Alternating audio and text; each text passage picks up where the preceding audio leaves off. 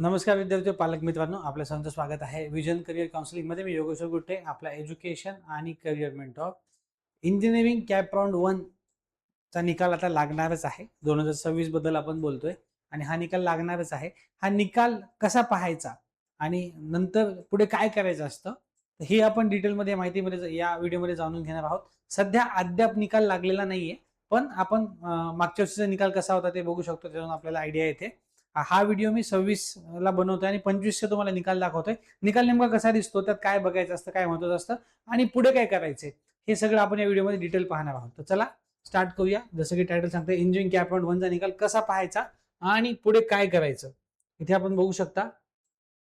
बघा इथे काय असतं, आपली जी सीईटीची वेबसाईट आहे, इथे आपल्याला सध्या इथे दिसेल की तुम्हाला सध्या आपल्याकडे फायनल मेरिट लिस्ट वगैरे आलेली आहे, इन्स्टिट्यूट सीट मॅट्रिक्स आलेली आहे. आता जेव्हा निकाल लागेल तेव्हा इथे check provisional allotment for CAP round 1 नावाचा टॅब येतो. त्या टॅबला क्लिक केल्यानंतर तुम्हाला इथे तुमचा ऍप्लिकेशन नंबर आणि डेट ऑफ बर्थ टाकावं लागतं. इथे तुम्हाला दिसेल application number, date of birth तुम्ही टाकू शकता. इथे तुमचा EN26 आणि त्या पुढचा नंबर तुम्हाला टाकायचा आहे आणि तुमची डेट ऑफ बर्थ टाकायची. इथे हा 2025 मी तुम्हाला दाखवतोय. 26 साठी तंतोतंत सेम असणार. एका विद्यार्थ्याचं मी तुम्हाला करून दाखवतोय. इथे मी सबमिट केलं. बघा इथे हा विद्यार्थी आहे. ओके, सॉरी, या विद्यार्थ्याचं सीटच ऑप्शन भरले नव्हते म्हणून त्याला काही सीट दाखवत नाही. सॉरी.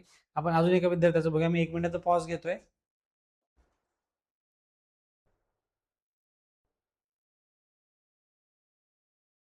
ओके. सो आधी आपण जसं निकाल बघितला, तो निकाल ऍक्च्युली त्याला सीट अलॉट झालं नव्हतं. पण बघा इथे तुम्हाला तुमचं application number, date of birth टाकायचे आणि इथे तुम्हाला सबमिट बटन क्लिक केलं की या प्रकारे तुम्हाला तुमचा निकाल दिसतो. इथे तुम्हाला प्रोव्हिजनल अलॉटमेंट डिटेल, सध्या आपण कॅप राऊंड 1 चं बघतोय, त्यामध्ये तुम्हाला प्रोव्हिजनल अलॉटमेंट डिटेल दिसते. इथे सध्या तुम्हाला काय दिसणार, अलॉटेड इन्स्टिट्यूट. हे सगळं तुम्हाला महत्वाचं आहे बघण्यासाठी की तुम्हाला कुठलं कॉलेज लागले आणि कोर्स अलॉटेड तुम्हाला बघायचे. कॉलेज आणि कॉलेजची ब्रांच बघायची आहे. त्यानंतर कॉलेजचा कोड आहे. आता सीट अलॉटमेंट टाईप AI. आता इथून खालची जी माहिती आहे ती आपण एवढी काही बघणं गरजेचं नाही. खूप विद्यार्थी काय होतात, सर मला कोटा ऑल इंडिया मिळालाय, सर मला सीईटीतनं मिळालंय, सर मला कोटा सीटचा टाईप जे आहे ते PWDचं सीट मिळालंय किंवा असं काही वेगळं असेल. ह्या 2च लाईन तुम्ही बघणं महत्वाचं आहे. बाकीची जी माहिती आहे ती एवढी महत्वाची नाहीये. काय असतं, बऱ्याचदा एखाद्या कोट्यामधलं सीट असतं, ते त्या कोट्यामधला विद्यार्थी घेत नाही म्हणून तुम्हाला मिळतं. पण याचा अर्थ असा नाही की तुम्हाला त्या कोट्याची फीस लागू होणार. आता एखाद्या विद्यार्थ्याला जेईचे मार्क्स चांगले असेल, त्याला इथे ऑल इंडिया कोट्यातनं सीट मिळाले. जर सीईटीचे मार्क्स चांगले असेल, त्याला इथे सीईटी मधनं सीट मिळतं. तेव्हा फक्त 2 गोष्टी बघायच्या आहेत, कॉलेज कुठलं मिळाले, ब्रांच कुठली मिळाली.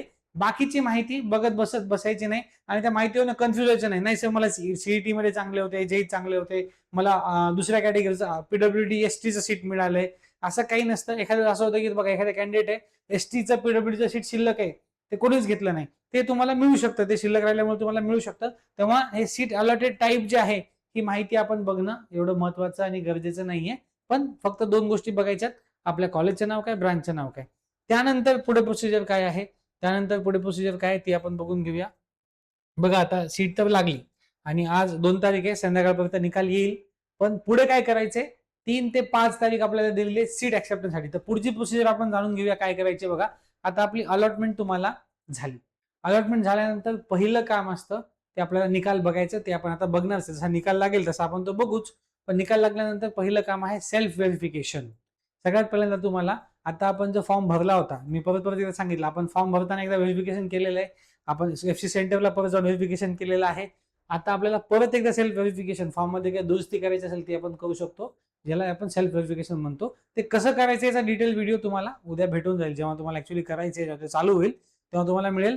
सध्या तुम्ही लास्ट इयरचा व्हिडिओ बघू शकता. ह्या व्हिडिओ सोबत मी लास्ट इयरचा व्हिडिओ देणारच आहे. त्यानंतर आपल्याला 2 पैकी एक ऑप्शन निवडायचा. आता आपण सेल्फ व्हेरिफिकेशन केलं, त्यानंतर आपल्याला सीट ऍक्सेप्टन्स करण्यासाठी फ्रीज किंवा ऑटो फ्रीज, म्हणजे बघा जर 1 नंबरचा ऑप्शन लागला पहिल्या राऊंड मध्ये तर ऑटो फ्रीज, किंवा तुम्ही स्वतः फ्रीज करू शकता, किंवा तुम्ही बेटरमेंट करू शकता नॉट फ्रीज. ह्या दोन्ही केसेसमध्ये बघा, आता जर तुम्ही फ्रीज केलं तर तुम्हाला report to allotted institute within time, जो काही आपल्याला 3 ते 5 तारीख दिलेली आहे, या तारखेच्या आत आपल्याला अलॉटेड इन्स्टिट्यूटला व्हिजिट करावं लागेल. अदरवाईज तुम्ही जर बेटरमेंट केलं, ज्याला आपण नॉट फ्रीज म्हणतो, नॉट फ्रीज, त्यानंतर तुम्ही राऊंड 2 चे ऑप्शन बघू शकता. त्यानंतर कंपल्सरीली ह्या 2 पैकी एक ऑप्शन निवडायचा आहे. पण जरी काही निवडलं तरी तुम्हाला त्या सीट ऍक्सेप्टन्ससाठीचं 1000 पेमेंट करायचंय आणि त्यानंतर आपलं सीट ऍक्सेप्टन्स लेटर देखील डाउनलोड करून घ्यायचंय. सगळ्यांनी ही प्रोसिजर 3 ते 5 या तारखेमध्ये करून घ्यायची आहे. 2 तारखेला फक्त निकाल लागणार आहे, पण मी पुढची प्रोसिजर तुम्हाला सांगतोय की ही प्रक्रिया अशी असणार आहे. आधी आपण निकाल बघायचा, सेल्फ व्हेरिफिकेशन करायचं, त्यानंतर ह्या दोन्हीपैकी एक ऑप्शन निवडायचा. सगळ्यांना ऍडवाइसेबल आहे की त्यांनी बेटरमेंट नॉट फीज हा पर्याय तुम्ही निवडला पाहिजे, जेणेकरून आपल्याला पुढच्या राऊंडमध्ये अजून चांगले रिझल्ट बघायचे. जर पहिल्या राऊंडमध्ये तुम्हाला 1 नंबरचा ऑप्शन लागला तर तो ऑटो फ्रीज केला जाणार आहे. त्याला फ्रीज किंवा ऑटो फ्रीज, जर तुम्ही स्वतः फ्रीज केला असेल तुम्ही करू शकता. जर 1 नंबरचा ऑप्शन लागला तर तो ऑटो फ्रीज होतो, त्यानंतर तुम्हाला अलर्ट इन्स्टिट्यूटला रिपोर्ट करायचे. अदरवाईज या केसमध्ये तुम्हाला इन्स्टिट्यूटला रिपोर्ट करणं गरजेचं नाहीये. सगळ्यांनी काळजी घ्यायची आहे. चुकूनही आपल्याला बेटरमेंट करायचं असताना फ्रीज निवडायचं नाहीये. ते निवडताना तुम्हाला ओटीपी येतो, तो ओटीपीचा मेसेज व्यवस्थित वाचायचा, ऑप्शन व्यवस्थित सिलेक्ट करायचा. ही सगळी प्रोसिजर तुम्ही घरून करू शकता किंवा आपल्या ऑफिसला येऊ शकता. ऑफिसला ही प्रोसिजर अजिबात चुकणार नाही. ज्यांना शक्य आहे त्यांनी ऑफिसला यायचे, ज्यांना शक्य नाहीये त्यांनी ऑनलाईन करून घ्यायचे. ऑप्शन तुम्ही निवडायचा आहे. ऑप्शन निवडताना तुम्हाला ओटीपी येतो, तो ऑप्शन निवडल्यानंतर तुम्हाला ओटीपी येतो, तो ओटीपी तुम्ही टाकायचा आहे. त्यानंतर तुम्हाला पेमेंट करायचे आणि मग सीट ऍक्सेप्टन्स तुम्हाला कन्फर्म करायचे. हा ओटीपी टाकणं महत्वाचं आहे, ह्याच्यामध्ये तुम्ही चूक होऊ द्यायची नाहीये. ओके. आणि मे बी बघा यावर्षी ओटीपी येतो का नाही येतो माहित नाही, अजून ते आपल्याला लॉग इन मध्ये आल्यास कळेल. पण हा ऑप्शन काळजीपूर्वक निवडायचा आणि सगळ्यांना ऍक्च्युअली मी ज्या साईडला आहे बेटरमेंट सगळं करायला आपण सगळ्यांना एलिजिबल करतोय. हा, परंतु तुम्हाला जे मिळालं ते कॉलेज तुमच्या सोयीचं, तुम्हाला पाहिजे तेच कॉलेज आणि पाहिजे तीच ब्रांच मिळालेली आहे. तुम्हाला बदलायचं नसेल त्या केसमध्ये तुम्ही स्वतः फ्रीज करू शकता, किंवा जर तुम्हाला 1 नंबरचा ऑप्शन लागला तर ते ऑटो फ्रीज होतं आणि त्यामध्ये मग तुम्हाला नेक्स्ट राऊंडला जाता येतं. या प्रकारे आपल्याला राऊंड 1 मध्ये अलॉटमेंट झाल्यानंतर पुढची प्रोसिजर करायची आहे. सीट ऍक्सेप्टन्स कसं करायचं डिटेल व्हिडिओ ऑलरेडी मी ग्रुपवर टाकलेला आहे, तो 25चा व्हिडिओ आहे. सेम तुम्ही 26 मध्ये फॉलो करायचा आहे, त्यामध्ये काही बदल नाही आहेत. तरी देखील आपण 26चा व्हिडिओ लवकरात लवकर टाकू. सध्या आपण 25चा व्हिडिओ या व्हिडिओ सोबत मी देणार आहे. सगळ्यांनी या प्रकारे आपलं जोसाचं इंजिनिअरिंगचं कॅप राऊंडचा सीटचा निकाल कसा बघायचा आहे, पुढे काय करायचं सांगितलं. निकालामध्ये फक्त पहिला 2 लाईन बघायच्या, बाकीच्या खालच्या गोष्टी बघत बसायच्या नाही, त्यातनं कन्फ्युज व्हायचं नाही, त्यातनं उगाच अननेसेसरी प्रश्न उपस्थित करायचे नाहीये. तुमची कॅटेगरी एनटी असेल, तुम्हाला सीट ओबीसीचं मिळालं, पीडब्ल्यूडीचं मिळालं, कुठलं जरी मिळालं, तुम्हाला त्याच कॅटेगरीची फीस लागते. आता एखादा मुलगा असेल त्याला फिमेलचं सीट लागू शकतं. म्हणजे कसं असतं की फिमेलचं सीट शिल्लक आहे, कुठलीच फिमेल ती सीट घ्यायला नाही आली तर त्या मुलाला मिळू शकतं. त्यामुळे त्या 2 लाईनच्या खालचं काही वाचायचं नाहीये, कन्फ्युज व्हायचं नाही. फक्त कॉलेज आणि ब्रांच बघायचं, त्यानंतर त्याचं सीट ऍक्सेप्टन्स बेटरमेंट करायचं, पेमेंट करायचं आणि सीट ऍक्सेप्टन्स लेटर डाउनलोड करून ठेवायचं. या प्रकारे आपल्याला कॅप राऊंड 1चा निकाल बघायचा आणि पुढची प्रोसिजर करायची. सीट ऍक्सेप्टन्स एक्झॅक्टली कसं करायचं याचा व्हिडिओ लवकरच तुम्हाला मिळेल. सध्या तुम्ही 25चा व्हिडिओ सगळ्यांनी बघून घ्यायचा आहे. 26चा व्हिडिओ तुम्हाला लवकरात लवकर देण्यात येईल. ही झालं इंजिनिअरिंग कॅप राऊंड 1चा निकाल कसा बघायचा आणि पुढे सीट ऍक्सेप्टन्स कसं करायचं याबद्दलची माहिती. इंजिनिअरिंग ऍडमिशनच्या अशाच माहितीपूर्ण अपडेटसाठी वेळोवेळी पाहत राहा विजन करिअर काउन्सिलिंग. थँक्यू.